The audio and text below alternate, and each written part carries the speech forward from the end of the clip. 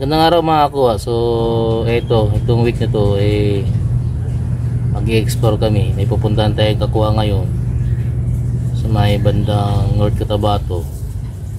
So, ito na yung backpack ko. At titingnan natin yung sign nila doon. May gamit na sila doon. So, no need na tayo magdala pa ng gamit. So, ito mga kuha. Samahan nyo ako maglakbay ngayong linggo na to. So dito na ako ngayon sa Southeast Mall. Dito na kami magkita-kita. Kinili ko sa dito. Isang grupo yun sila. Pupunta kami ng Marketabat.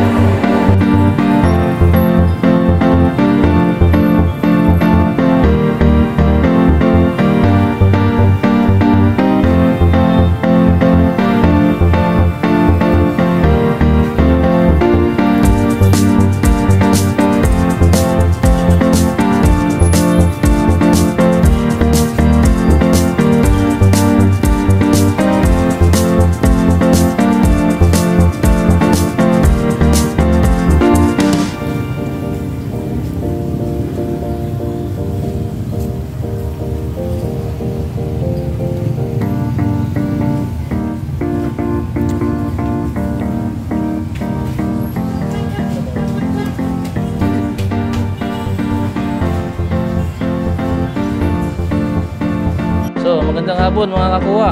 So, ito ngayon itong mga kasama ko. Hindi ko na sasabihin kung sino sila. Pumili sila ng isang simplex detector made in Nocta. So, salamat Bourbons at natulungan ninyo sila bumili nito. Napakagandang detector ito. So, mag-uumpisa tayo dito sa mga laman ng simplex. No? Itong simplex ay touchscreen na siya. Long handle na siya. Pwede mo siyang ma-adjust dito. Kung matangkad ka o mababa ka, ma-adjust mo dito. Tapos, maganda itong simplex sa coin hunting.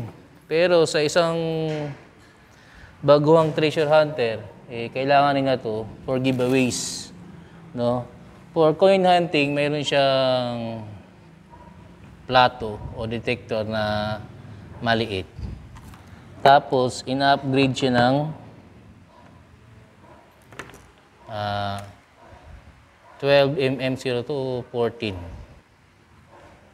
na malaking plato for treasure hunting.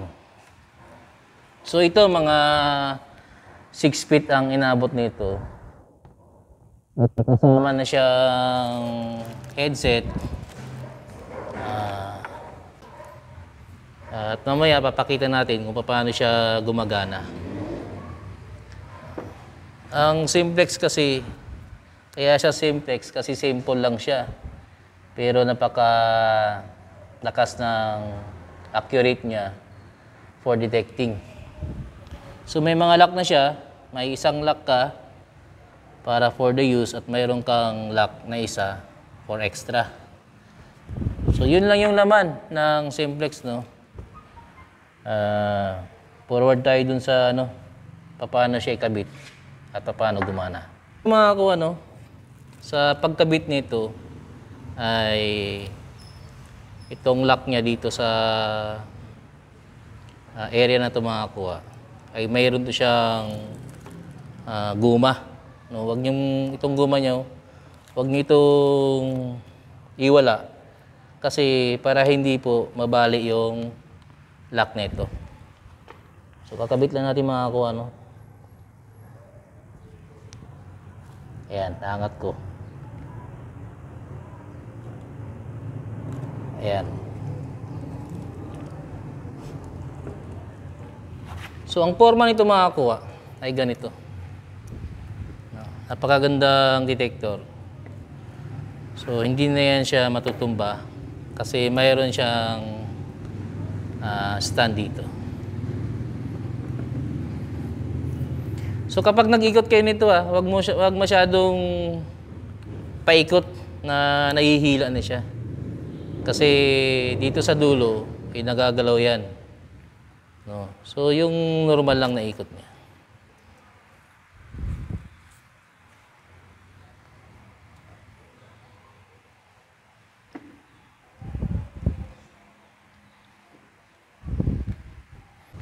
So, ito na mga ko, aware kayo dito, no? Itong sakit na to ay para dito sa kaliwa. At yung sakit naman na isa ay para sa charging niya, no? Huwag niyo itong pagpalitin kasi mayroon itong mga parang karayom dun sa loob. Na 5 dito sa may plato, at sa charging naman, 6, no? Baka magkamali kayo ng tusok dyan, di nasira na yung karayom nito. So, pagkabit ito mga kuha, kailangan mo lang timingin kung saan yung may guide to mga kuha eh. Tingnan ko lang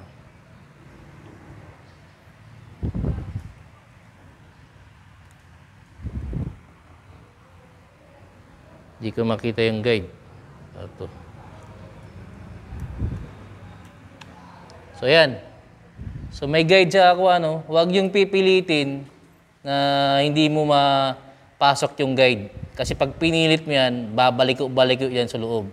At masisira yung bagong-bagong simplex nyo.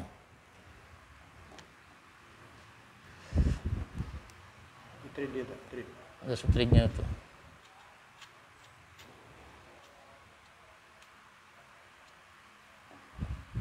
So, may trade dito mga kung kapag inikot mo to, naglalak na siya dito. So, hindi mo siya kailangang piliting ipasok. So, kailangan pagpasok dun sa dulo, iti-trade mo siya at siya na yung bahalang pumunta sa dulo nitong monitor. Good morning mga kuha. So, ito kahapon, na-test na natin yung detector pero wala pa sa field. So ngayon, umaga na, morning, so pupunta na kami sa field para tingnan naman yung mga sign nila doon at makita kung saan talaga yung giveaways. Yung target namin ngayon yung giveaways lang. So nakasit na yung sasakyan, pupunta na namin yung grupo rin. So yun mga kuha, kita-kita natin sa field at sana masamahan nyo akong ma-analyze yung mga sign and symbols na doon at sama-sama natin makita kung ano talaga yung area na sinasabi nila. Yes mga kuha. So already set, nakasit na kami.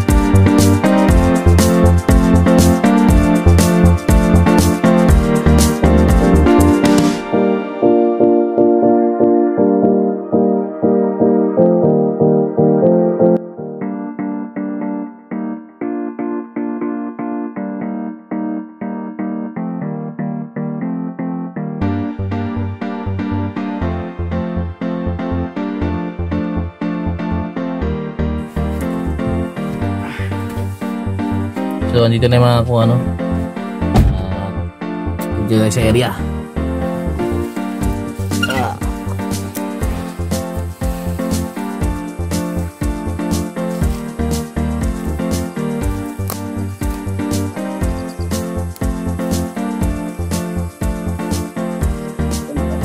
So, ayun mga kung nakita natin itong Bigfoot na sinasabi nila na nakita nila to sa bato, no?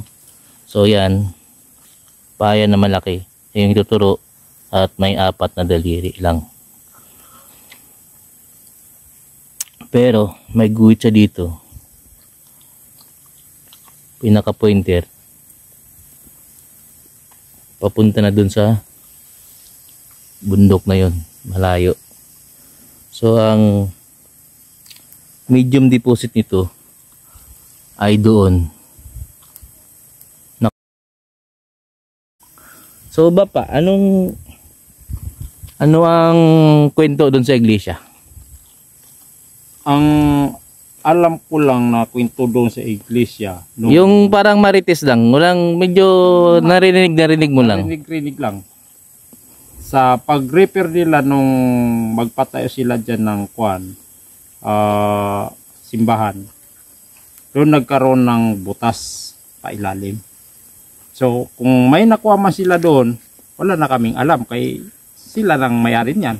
Hindi namin pwede imarites kung ilan o ano. Basta sila lang bahala dyan. Dito sa mga inahanap natin, katulad nito, mga marker, hanggang dyan lang kami.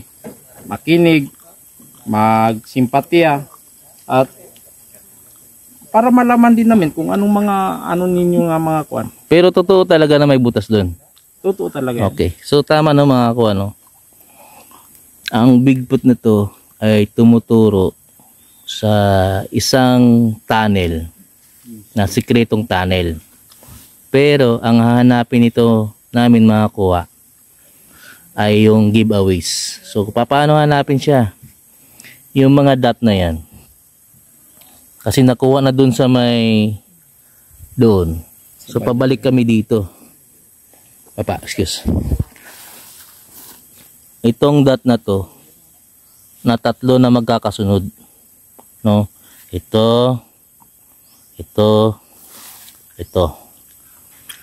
Papunta dun. So punta natin makakuha. Papel.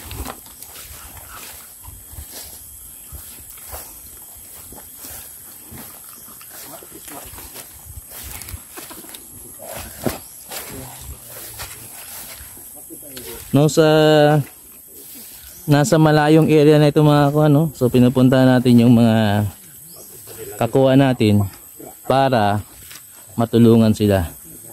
So dito sa paglikod namin, nakuha na nila yung HTM, no?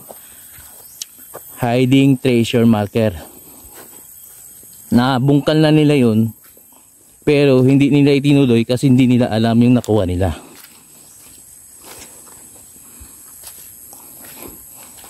So dahil tatlong bato yun mga kakuha, tatlong bilog yun na magkakasunod, ito yung bato na tinutukoy niya, isa, dalawa.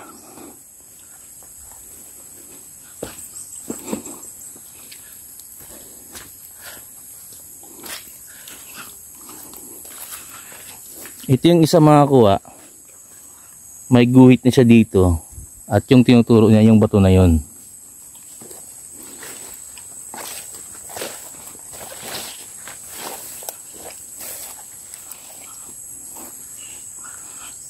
Ito mga kakuha. So kung napapansin nyo, wala masyadong anomaly dyan na sign. Pero sa napansin ko lang dito mga kakuha, mayroong dot dito na isa, dalawa, tatlo, apat, lima. So nakasiyan. Ang ibig sabihin niya mga kakuha, enclose. Malapit sa bato, nasa ilalim ng bato, nasa bato, o may dinadagaran pa itong bato na to. So tanungin naman natin si Bapa ngayon kung saan nila nakuha yung HTM, kasi pinapakonfirm lang nila itong mga kuha kung tama ba yung nakuha nila. So andito si Bapa. So Bapa, ano yung nakuha nyo dyan nung nagkalot kayo? Bali, ang nakuha namin dito, siminto. Siminto nga bilog pahaba, na may markang X at may dot sa gitna. So yun ang nakuha niya kakuha, no? Aba. Ang ibig sabihin nun ay treasure under, no? Nasa baba niya yung Item. So nabasag nyo na yun, nasira nyo na yun. Nabasag na ni Kagawad Buit. Ang laman daw doon, ayon sa mga kasama niya at saka siya, ay kahoy na yakal. Kahoy na yakal na binalot ng simento. Binalot na simento. Anong forma ng kahoy na yun? Square. So parang gold bar na kahoy na pagkaayos. Apa. No, so malinaw mga kuha na ang area na yan at yung bato na to na tinuturo nung Bigfoot na yon ay under nito ang item. So HTM yun, hindi yun nila hinahanap, hindi yun mahanap kung hindi mahukay. So nahukay nila yun at dyan nila nakuha yun, nakakuha dyan. So binalikan ko ito mga kuha kasi niremap ko, so tama naman yung pagdig nila at tama naman yung marker nila. So itong mahabang cut na yan, ayun, pero pababa siya dun. Pero ito dito mga kuha, parang nabasag dito, may nabasag dito, no? Dito, inalis yung dito. Nabasag doon nila yung isa. Katulad din yan. Katulad nun. Parang ganun. Parang ganun. So dito mga kakuha, parang uulan pa, no? Kaulan na to, engineer? Parang uulan talaga. So no, i-confirm na natin, no?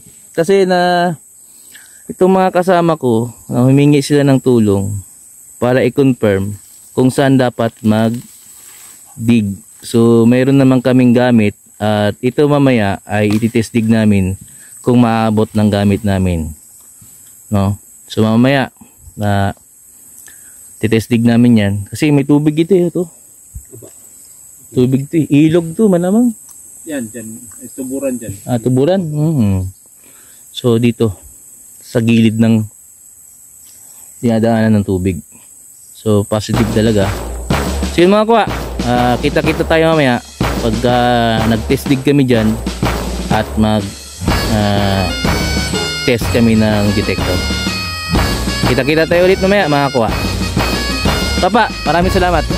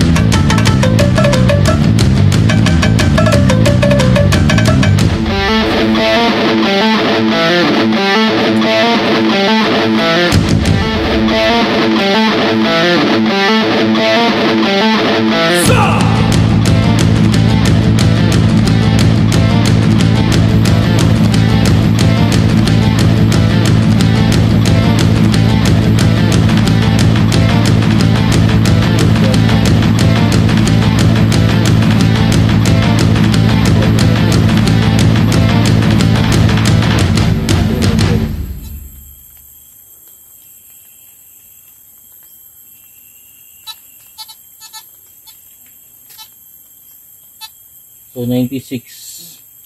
May nadidetect siya dito. Malayo pa. Nasa malayo pa.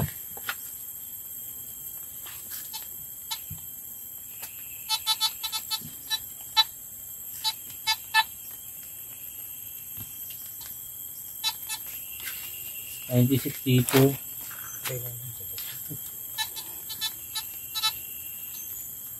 Sa ilalim ng bato. Update mga ko ano.